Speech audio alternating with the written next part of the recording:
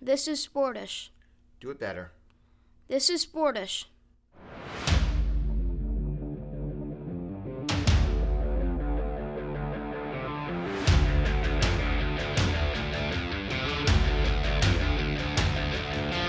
This is Sportish.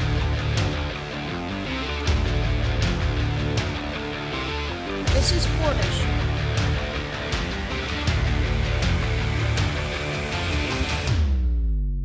This is Sportish. This is Sportish, the jazziest show on the For the Fans Network. My name is Geoff Brault. He's Dr. Keith Strudler, Director of the School of Communication and Media at Montclair State University. Thank you for hanging out with us, whether it's on For the Fans, however you choose to access it, ftfnext.com, YouTube, or anywhere on your smartphone that you like to listen to podcasts. We got a very big show to get to, but first, Keith, I would like some flowers. I'd like a round of applause. I've now been living in my new apartment for almost 5 weeks now. We've done 4 shows in that time. I took a week off because I am no Cal Ripken. And finally, I feel like Keith, we got the set right. I feel good about this situation here today. There's a lot of symmetry. Because it kind of matches quite a bit with my set. You've got the pole to center you in the middle. You've got some paraphernalia. You've got the artwork. What you don't seem to have the budget for yet is soundproofing. And tell me if I'm... Yeah. We're still very echoey in here. Look, now I'm talking about the jazz concert. I'm talking about the jazz. Okay. Well, so we got high ceilings, and look, because bougie downtown loft. Look, sure. Sometimes you get some street noise, right? Anyone who was tuned into last week's show, you maybe heard some emergency vehicles that were speeding off to their destination last week, and that's bound to happen when you live in a diverse and revitalizing urban environment.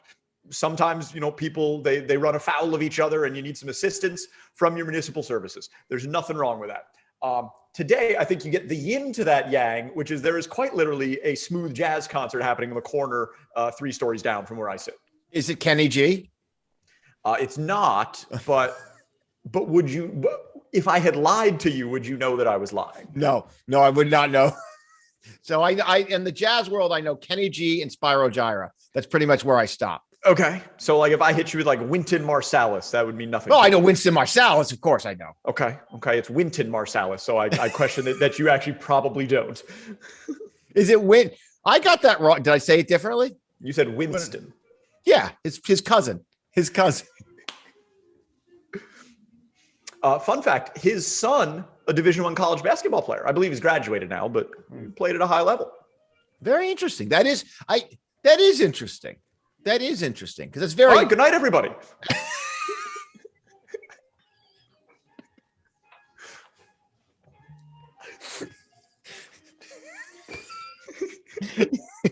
You really like that one, huh? No, because I'm just thinking people would be like, that was the best show they've ever done. I learned something. 100%. I've actually had this thought that maybe our show is like 44 and a half minutes too long. If we just did the big opening, a joke, and then thanks for listening to Sportish, Finn. That's what people want. That's what the kids want. I mean, look at how successful Quibi was. They want the short bites. They want that. All right. I'm feeling good today. I love October. It's a great month. It might be the best season to live in the Northeast where you and I both live. Yeah. Anybody who claims that they like winter, I don't trust them. Anyone who claims they like summer, okay, but it's not as good as fall. And it's not. No, I disagree. We've been over this. I happen to really like summer. Work slows down a little bit for me. I like being outdoors. You don't like to exercise, so you don't. So you don't like the outdoors, but fall, well, we can all agree on fall. Spring, winter's horrible. Skiing is fine. Everything else is a disaster. And you have now moved even further up the thruway. And I'll tell you what happens the further you go north. The temperature starts to drop. You're going to notice that difference this winter. You are going to feel it ever so slightly. Right. Yes, and you're not that far from the water, if I'm not mistaken. You're going to feel some burn. Spring is overrated. I don't believe that's true. I believe it's properly rated. Who is overrating spring? Oh, I think people love spring, and spring is just a poor man's winter around here. Tell you that's that is incorrect. Spring is not a poor man's winter any more than winter is a poor man's fall, or fall is a poor man's summer. Well, fall's not a poor man's summer. Of course it is. Of course it is. If you were a poor man and you were trying to purchase summer, what would you end up with? A season that is not quite as warm. So you get fall. No, that's what you get with summer is the warm temperature. So if you're poor, you can't afford the warmth. You're talking about shoulder seasons. You're talking about the shoulder seasons.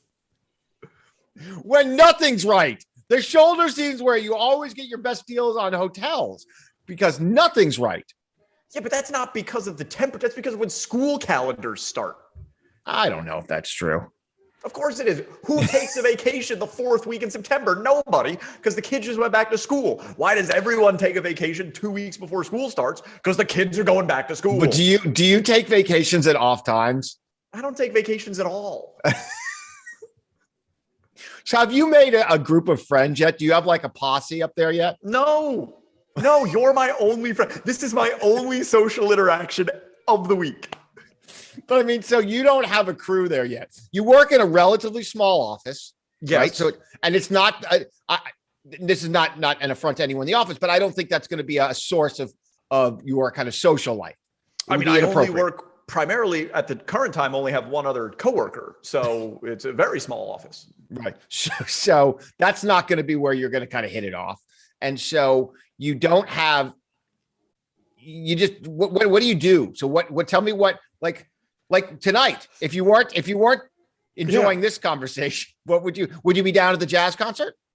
I might go down to the jazz concert. More than likely, I would sit on my couch and watch last night's episode of Below Deck Mediterranean. Or, spoiler alert, 3 nights ago's episode of Below Deck Mediterranean. We tape on Tuesdays. Sorry, the illusion's been shattered.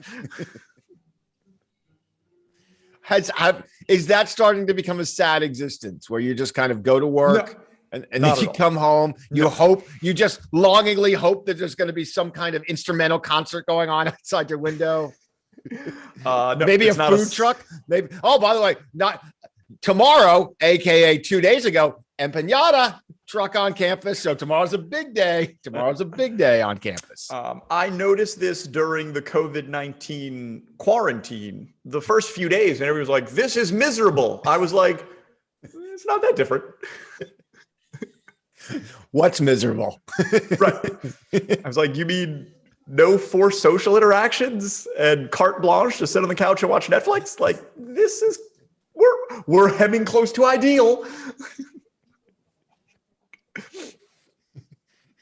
Interesting. So, I mean, but what does someone of your age do to try to forge friendships in a new city? I'm actually very curious. I'm very curious as well. Most of my interests and hobbies skew older. So, I'll go and play golf and you meet some random folks on the golf course and maybe get into a regular golf game. But look, I'm at an awkward age in social interaction because if you think about it, right? You're entering a real rough patch. Like it becomes awkward what you do socially after, say, 32-ish years old seems to be the cutoff. And so you wonder, like, look, here's what I have zero interest in doing at all, going to bars and clubs. Zero interest in doing that, right? Okay. Dinners now, right? Even if a dinner was to happen at like 8 p.m., my God, that is far too late. So now we're going to try to have a dinner at 6. But look, I'm usually still working at 6 or tired from the day at 6. So the last thing that I want to do is go through the rigmarole of being out at a restaurant, right? So house party, you got house parties every now and again. Yeah, but the problem is, but you're running together. A house party's the wrong term. Yeah. I mean, the problem is exactly. I mean, you're not going to have. This is not like old school, right? You're not in a fraternity. But the problem is most of the people in your age group now have entered another phase of their lives. They're very likely married. They have kids. So I'm aware that many other people my age have personal problems and demons with which they must contend every day. Yes, I understand. So what I'd like to see, what I think is a perfect opportunity for you is to forge friendships with much older people that you are. I don't hate this. I really don't hate this. No, I'm your picking up what you're putting down. Your crew is like a bunch of 70-year-old. Mm-hmm. You go like Sunday mornings. You all meet at like the Perkins at like 8 a.m. I will say the city that I'm living in has a very old sort of greasy spoon diner that I went to for the first time this week, and it was awesome. It was everything I hoped it would be. It was people reading the actual newspaper, right? It's a place where you couldn't pay with a credit card. It's a cash only joint. Yes. With an ATM that's very likely to be to steal your credit card numbers because someone's already rigged it because it's not affiliated with a bank. And I got to tell you, I felt extremely comfortable in that environment, right? I mean, there was some ball busting going on. If you want to, by the way, be around some savage people, and we're going to talk about, there are certain comments that you can't and should not say publicly. And I'm not saying that these people did that, but look, if you want to be torn down in a savage environment, have breakfast with a bunch of old people that really know each other. Because I think the older that you get, especially as a man, I don't know if it's the same for women, but the older that you get as a man, your entire relationship with other people is just based on how mean you can be to them without them hating you. It's not true, because you are, and you're just recounting their past transgressions, right? And it's like someone so I have this series of stupid, inappropriate kind of laugh lines, and someone told me instead of kind of repeating them, I should actually just number them and be like number 4. And everyone would know what I was saying. We don't laugh or not, but you're true. So you're just sitting around with a bunch of old guys and be like, oh, remember when Harry fell down the stairs because he was so drunk, and everyone starts laughing? Is that what we're talking about? I mean, kind of, but it's even meaner than that. It's just personal cutting attacks, and they're all firing them back and forth at each other. Remember when I slept with Harold's wife and then she left him? That's more like it. My father, who just recently turned 70, he's got a group of people around his age that he plays golf with, and they play golf together, 3-4 times a week. And I got to tell you, I'm pretty sure that everyone hates everyone else in that group, because I've never heard one of them ever say a nice thing to any other one. It's just all the meanest things you can possibly think of. Hey, remember when someone broke into your house and hit you in the head with a wrench and you spent 4 years in a hospital unable to speak? And then your wife left you because you couldn't move? Remember that? And then you went bankrupt? Hey guys, you remember that? Like that guy. That's honestly very, for a second there, I felt like we were on the 12th hole. But nobody gets mad at each other. Remember when your mom said she's not sure who your father is, and your brother's a lot smarter and better looking? Oh, and she's not going to leave anything in the will, even though she's rich? Remember that? That was last week. What is the age, Keith? What is the age, right? Because I think you and we're still in the phase where we're making fun of other people that we don't know, right? We're when we're trying to make jokes, we're making jokes about the outside world. What is the age you reach where you just don't care anymore, and all you're interested in is saying exactly what you think, no matter how mean it is, and you're secure enough in your life, in your friendships, in whatever, to know that that's going to get thrown right back at you, and you could care less. This is life now, just a constant state of ball busting. I would say, I think you have to be old enough that you can almost suppose a form of senility. You have to be old enough that someone would be like, oh, don't, Uncle Keith gets like that. He's old. You have to be able to have someone assume that what you say is just a natural part of the aging process, and you might have a disease that might have led you to that place. So I'd like to think I still have a few years before I get there. So I would say that's probably it. But yeah, but at any rate, I think for this next phase of your life, you might want to affiliate yourself with a bunch of 70 somethings, some gray-haired gentlemen, and you go out and you golf on the weekends. You go to Perkins. You get early bird specials. Maybe First of all, listen. Here's what I got to push back, because first of all, almost everything you've said sounds great to me so far. Why can't old people also enjoy the finer things in life? Why do they have to go to Perkins? Why can't they be interested in don't sass on Perkins? Because they're not. Because that's what happens. They don't. I don't think that's true. No, I think there's a lot of older folks with a refined taste. Like whom? Like whom? Jack Nicholson. I mean, you're just like Charles Nelson Riley. I mean, but he's dead, isn't he? I think he's. I don't know, and I've been wrong enough times before. I'm not going there. This one's on you if Charles Nelson Riley is still alive. I'll take Charles Nelson Riley for the block. Wasn't Charles Nelson Riley more Match Game than Hollywood Squares? I don't know. I feel like he was Hollywood. I mean, first of all, I think he did the circuit. I don't know. I'll say it was a lion. Wah, wah, wah. I turned him into the penguin. What is the overlap in our audience, minuscule in numbers it may be, that tunes in for what we think about life and occasionally quasi-sport and society topics and understands a Charles Nelson Riley joke? Like, what needle are we trying to thread? Is Jim Cotter watching? Because that would be the one. All right. While we're on the topic of things that you can't say and shouldn't say, that's a lesson that Jon Gruden reaffirmed for all of us. And now, look, we have said on this program several times that we think the culture, the outside world, has gotten a little too sensitive. We often push back around cancel culture and those types of things. This isn't that. Nope. Jon Gruden did not say a political statement that maybe some people disagree with, so they feel like he shouldn't be allowed to be a coach in the NFL. He doesn't have an opinion that's different from other people's opinion. He said really mean and really inappropriate things in an email, and quite frankly, should not be the public face of an NFL franchise after espousing these beliefs and saying the things that he said. If you think that Jon Gruden has in any way been canceled or that he should remain a head coach in the NFL, he shouldn't. No, and I think you're exactly right. And we are not going to use this platform to moralize, because it's a pretty easy mark to be like, Jon Gruden should be fired. We all know that.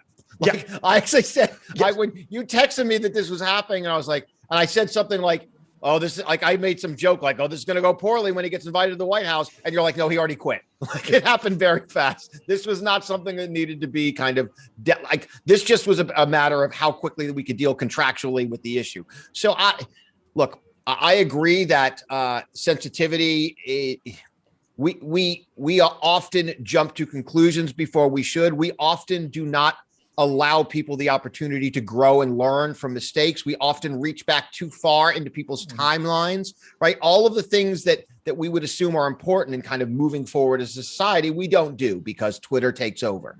That said, again, two things. One is, there was nothing like ironic or, about these statements. These were just statements that seemed to reflect Jon Gruden's viewpoints as an individual in a position of authority. So that's the first thing. And they were done repeatedly, right? Secondly, and this is not to be lost, when you are a highly paid face of an organization, whether it was ESPN and then obviously later, or before and later as a football coach, you better have some smarts about you and some sensibility about you. The lack of awareness in sending those emails, it's not as bad as the content of the emails, but it certainly displays a lack of situational awareness that I'm not sure I'd want representing my organization. And sometimes it's not just the ism that gets you, it's the stupidity that gets you. And so for both reasons, it is what it is, but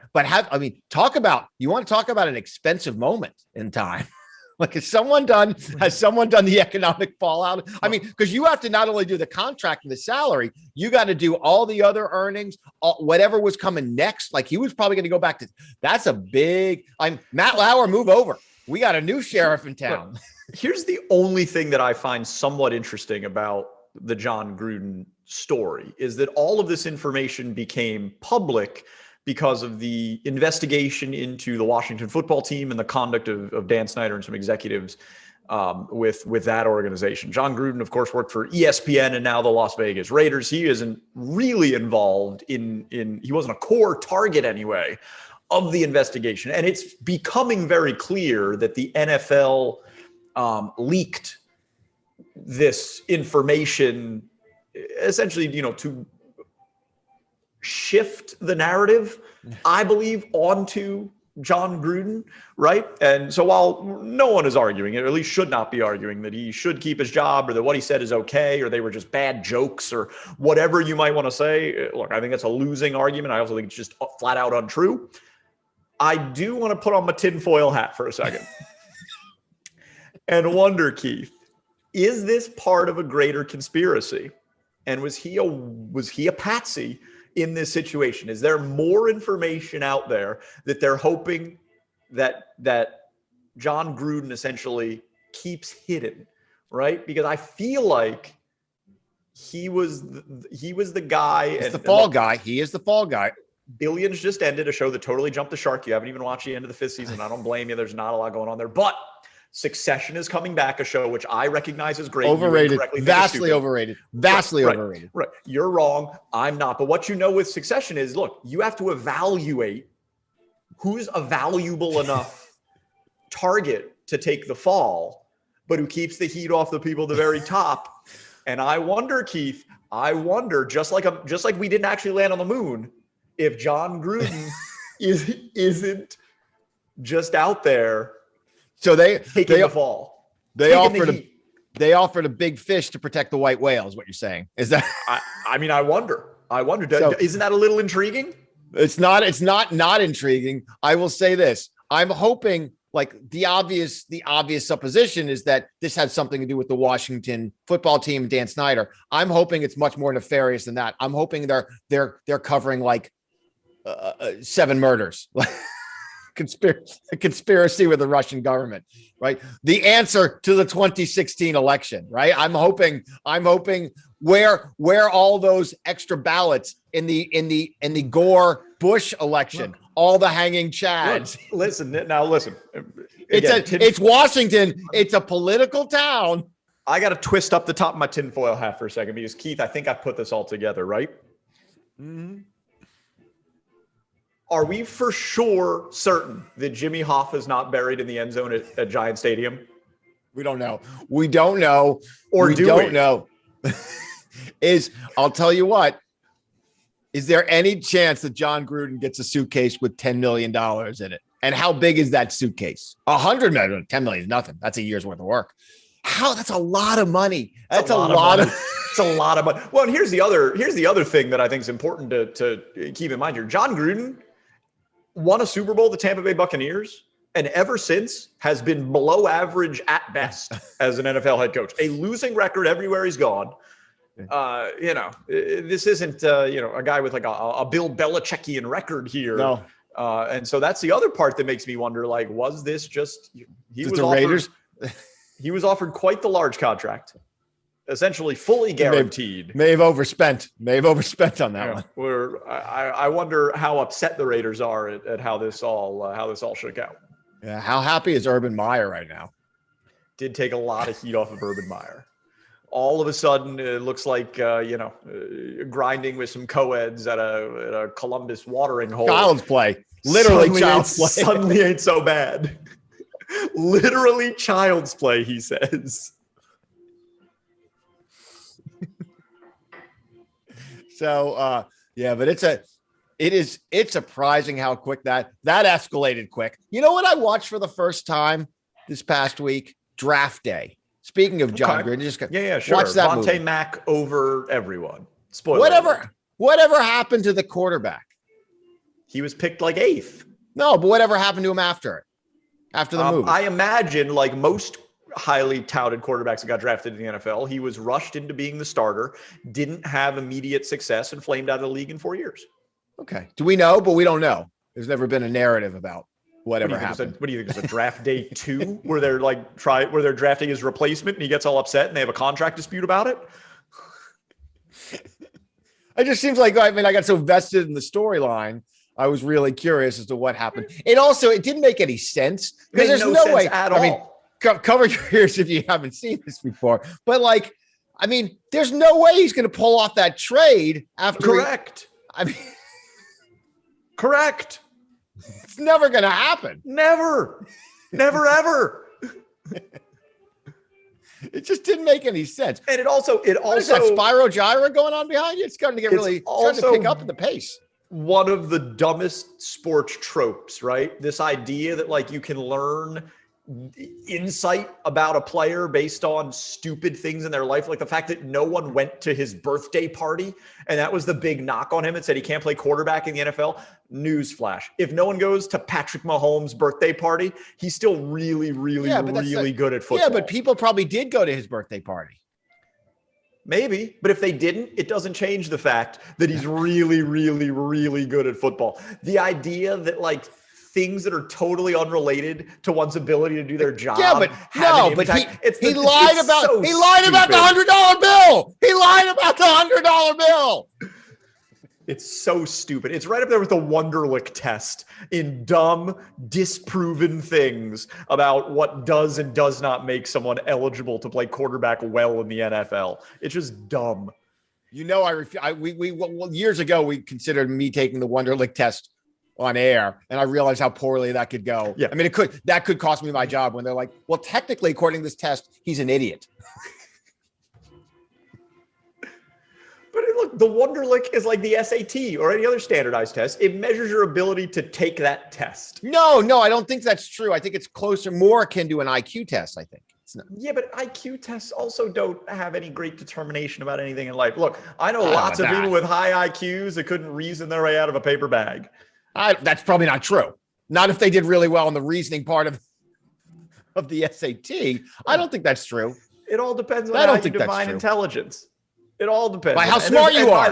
By the way, there's more than one way to be intelligent. Let's move to the next story because now we are really veering out. Well, while we're speaking of non-intelligence, right? Okay. Keith Strudler said this week, and long-time and loyal viewers and listeners of this program are going to be shocked about this, but he said possibly the dumbest sentence ever uttered. And that is, I like candy corn. I like candy corn, said Keith Strudler. Well, the most indefensible thing to like.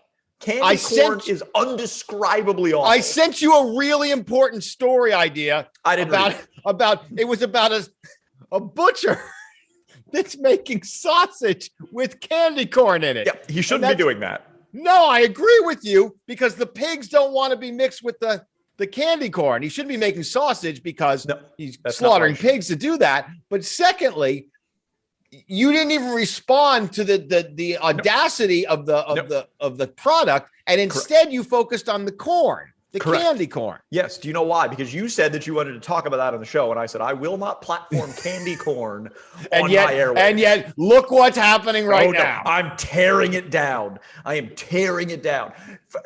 By the way, sidebar. If we're on the food thing, I saw an Olive Garden commercial the other day, and I found myself almost excited, a little stimulated. Good night, everybody. Good night. That's all the time we have. We will not pollute your minds with this nonsense any longer. No, there was this super, I don't know what it was, some Alfredo thing. It had all the special cheeses in it. And I watched them. Stop. All of the candy corn is going to your head. This is what happens when you eat candy corn and not the good candy. Here's why candy corn is awful. What candy wouldn't be better than candy corn, right? What could I also offer you that you'd be like, no, you know what? I'd rather have candy corn. I love candy corn. It's got a butterscotch flavor to it. Nobody's got a candy corn. No. And you know what's even better than candy corn? The chocolatey candy corn. It's got a little chocolate part to it. I don't even know there was a second variety. I don't know if it's a different flavor or a different color, but in my head, it's chocolatey. It's just like the brown M&Ms are chocolatey. And so I love candy corn. It's a rite of fall. I love it. I buy it in big bags. I eat it in bulk. I love it. Why don't you like it? Because it's awful. What's wrong with it? It's good. It's sweet. And if I'm going to have candy, I'm going to eat one of the million varieties of delicious candy that exist on this planet.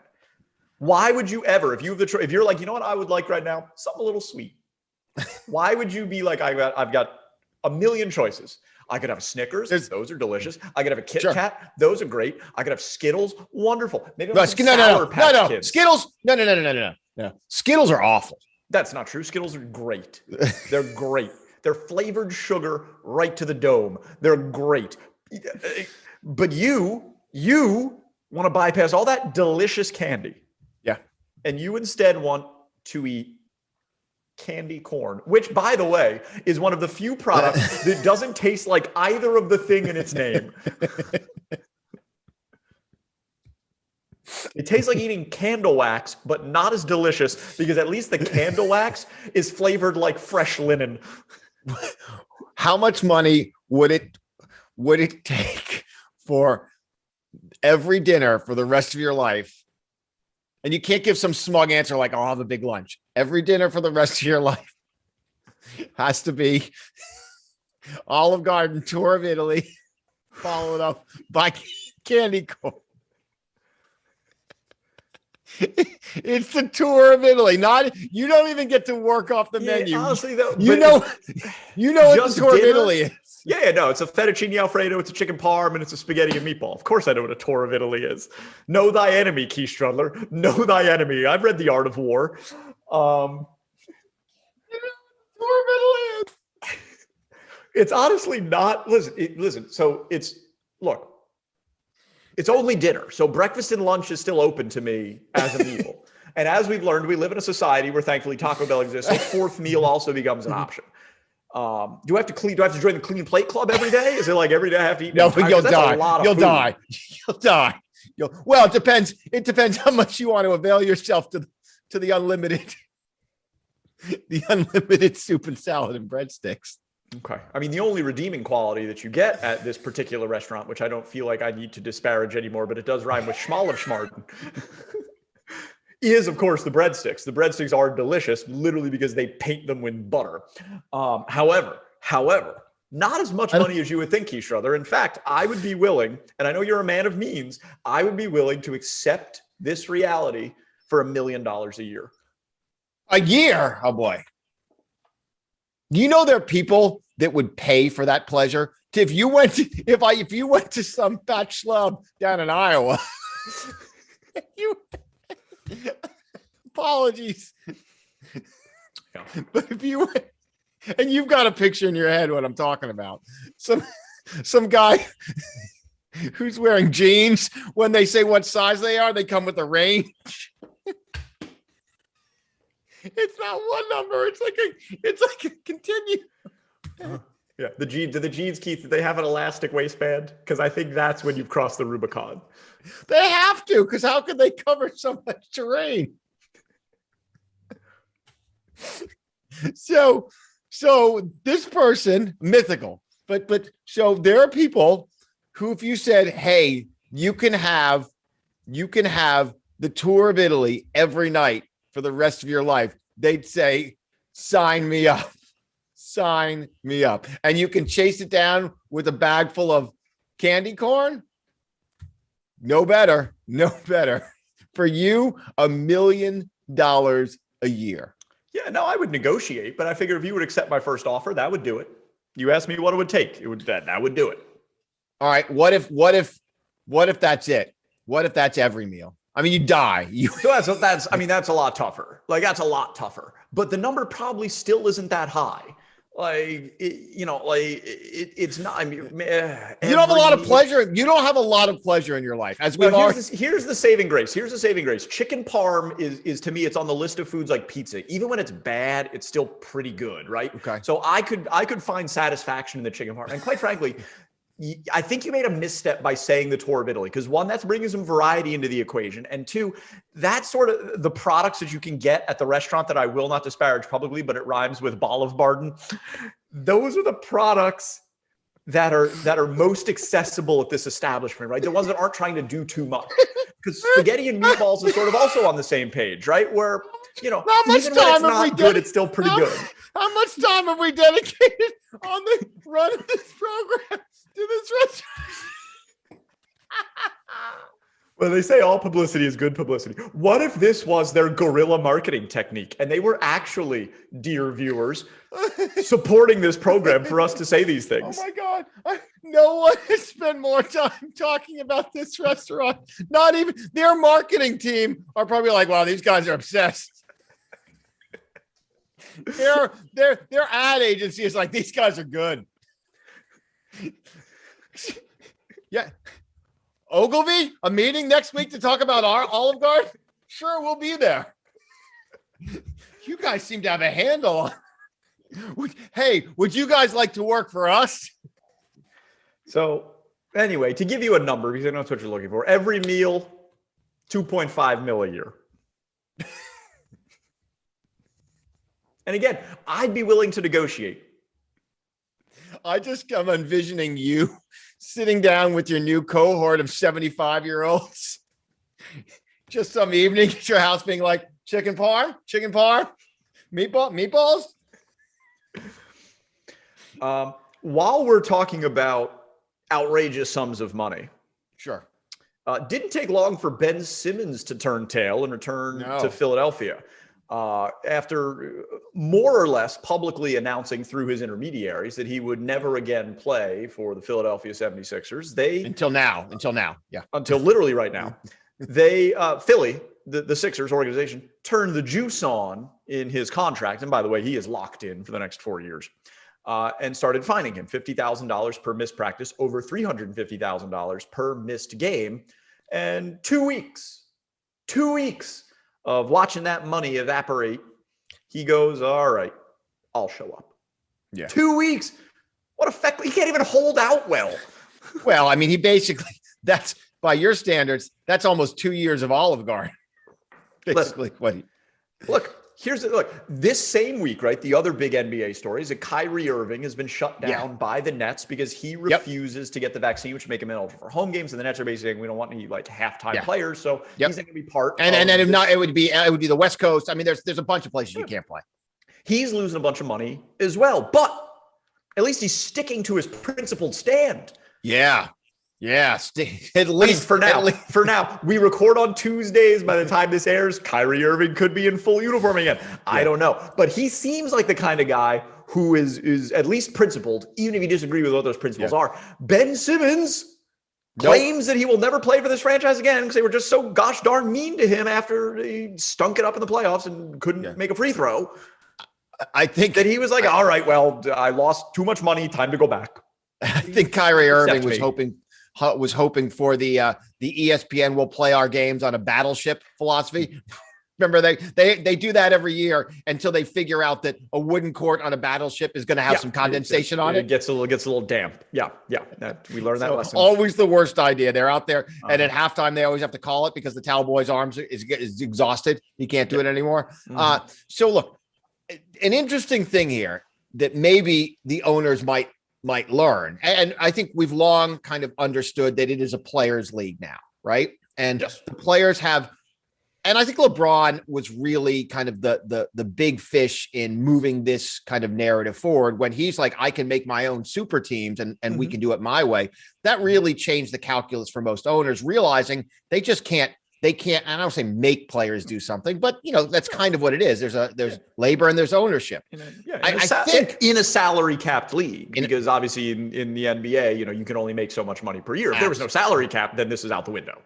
If there's no salary cap, then it's all forget it. But in a salary cap league that LeBron changed the calculus a little bit, perhaps, just perhaps, there is a slight reversal of fortune on that. Perhaps this is, some might suggest, the beginning of the owners saying, we're going to play hardball just as much as you are. And particularly for a younger player, it's one thing when you're in the latter part, and Ben Simmons, he's not a kid. I mean, they're all kids, but he's not new to the league, but he is in the prime of his earning potential. I mean, this is it. Like this is kind of that period where you're going to make your money. Right. And if you're really good, you'll get another payday afterwards, but not guaranteed. Right. And it's interesting that maybe, and you wonder what kind of conversations were happening with the ownership of the Sixers with other owners. Like, you have to believe secretly they are ecstatic, right? I mean, the issue in the Ben Simmons situation is he's locked in for over 4 years. This isn't like, you typically see in NFL holdouts where guys are like, I'll sit this season out because they know that next year they're going to be free agents and they'll be able to do what they want. And there's clearly a finite cap on how much money they're going to lose. The problem with Ben Simmons is there's a finite cap on how much money he's going to lose, and it's $117 million. Well, when Harden has found his way to kind of get moved, but he didn't have the same duration on his contract. Is that correct? Well, that's sort of the problem. And the other problem is Ben Simmons is quite literally, through his own inability to play basketball in the Atlanta Hawks series, his trade value is as low as it could possibly be. Yes. The Sixers want full return for him because he's locked in as their asset for 4 years. No other team wanted to pay that return. So Ben Simmons said, well, I don't care. You guys were mean to me, so I'm never going to play for you again. And they said, all right, that's fine. We're going to find you. Doc Rivers is like, I love you. I love you. They asked Doc Rivers, can you win a championship with Ben Simmons? And how hard was it for him to say, oh yeah, I can? Like, how hard? What did he have to? What kind of practice did he have to do? When they asked him that after the Atlanta Hawks series, he didn't say yes, which was certainly part of the problem. But I don't know speaks very loudly. But how much did they have to coach him up? Doc, you're gonna have to. Let's try this one more time. Let's do it one more time. That's what's going to be interesting, because Ben Simmons is returned. That turns the faucet off on the fines. What happens now? He's theoretically still very good at basketball and has a skill set that is valuable. Yes. But it's very difficult after you torch a bridge to get back over to the other side. What happens now? Well, one of my favorite sayings in life, and maybe a truism, you can make me stand in the corner, but you can't make me shut up. Right. And so Ben Simmons Ben Simmons going to play basketball, but he doesn't have to play it well, right? And if he's going to make his money, but he can't tank. He's got to play well to raise his trade value to get out of Philadelphia. That's what's so interesting about this situation. For Ben Simmons to get what he wants, which is gone from Philadelphia, and for that franchise to fall into a hole in the ground, he has to help that franchise be successful. But so there's two sides of it. Does he? Let's see how bitter he is, because you in this situation, kind of a caustic, bitter, angst-ridden man, you would get more joy out of just making that team miserable. You would actually get more joy out of playing miserably and making it more difficult for the Sixers. That would bring you joy, more so than getting traded. Possibly, but as you mentioned, Ben Simmons is, while he's not a rookie, is a young man. He has about 28, 27, 28? No, he's much younger than that. He came out of, I believe he's like 24. That's true. I forget. Yeah. If he does that, right, the onus then shifts on the Sixers, and what the Sixers are going to have to do is just basically sit him on the end of the bench for 4 seasons. Yeah. He's got a max contract still coming. He has potentially, if he plays well, a 10-year max contract. Let me tell you when he doesn't play well for 4 years out of spite. I guarantee you he won't be touched if he doesn't participate on an NBA floor and participate to the best of his ability for the next 4 seasons. He doesn't have that. He cannot have a J-Bell operation shutdown. He cannot do it. He has to go out and play well. It's one of the more fascinating storylines. You know what's amazing in the NBA? No one from the Sixers went to Ben Simmons' birthday party. Don't you think that's weird? I've always said, Keith, that is the number one predictor of athletic success is, are you liked and do your teammates want to hang out with you? And so that's a great point you make. Nobody went to Ben Simmons' birthday party. This is why you draft Vontae Mack over everybody. Do we have another story? Please don't tell me I have to talk about Ben Simmons. We do, Keith. We do. Are you ready for this? There was a heavyweight fight over the weekend. And by all accounts, it was great. Tyson Fury defeated Deontay Wilder in the trilogy. They're big. They're huge guys, by the way. Yeah. Huge. Tough Saturday for the University of Alabama. Deontay Wilder, of course, a member of Crimson Tide Nation. And, of course, Alabama lost to Texas A&M. Yeah. That's not the point. Here's what the point is, Keith. No. Tyson Fury and Deontay Wilder went to war in this heavyweight fight. Tyson Fury, who won, was knocked down twice by a behemoth of a man. Now, look, credit to him. He answered the bell. He won the fight. He won the trilogy. He got paid. Here's what I don't understand, Keith. This is how you know that athletes are a different breed from a regular person. Tyson Fury was part of a war in Las Vegas. You know what he was doing 2 hours after the fight? He was at a rave. He went to a rave If I was involved in a heavyweight fight, what would I be doing 2 afters after? No, not getting fitted for a casket, although that's actually true, but you have to assume that I survived. He went to a party, and not just any sort of party, not like hey, we're going to go sit around in my hotel, have a couple celebratory beers. No, he went to the loudest, most raucous party that he could possibly go to. That is mind-blowing to me. Mind-blowing that after an 11-round heavyweight fight in which he was knocked down twice. This isn't one of those fights where he showed up, he beat up the tomato can for 45 seconds and then went to the party. He got dropped twice by vicious blows from a massive human that was trying to hurt him. And then he went to a rave. So I can remember, I mean, I've never obviously been in any kind of fight because, as you know, we're runners. Nor have I. But even the thought of being in a fight would make me curl up in bed and sleep for 3 days. So I will tell you, I've done the closest I've done to anything that excruciating was I've done 2 Ironman triathlons, and they do a job on your body.